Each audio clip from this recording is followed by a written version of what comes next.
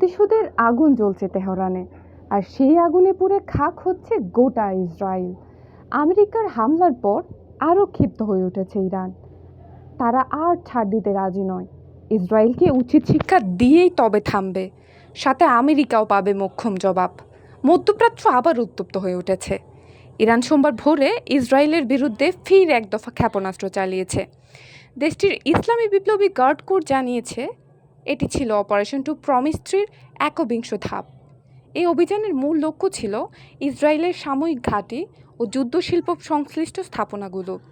Tehran দাবি করেছে Israel বিনা উস্কানিতে ইরানের ভূখণ্ডে আগ্রাসন চালিয়েছে। ইসরায়েলের ইরানের ব্যালিস্টিক ক্ষেপণাস্ত্রের হামলায় অন্তত ৮৬ জন আহত হয়েছে। আইআরজিসি জানিয়েছে ইরানের সামরিক ক্ষমতার বড় অংশ এখনও ব্যবহার করা হয়নি। এতে আরও বড় হামলার আশঙ্কা উড়িয়ে দিচ্ছে না তেহরান।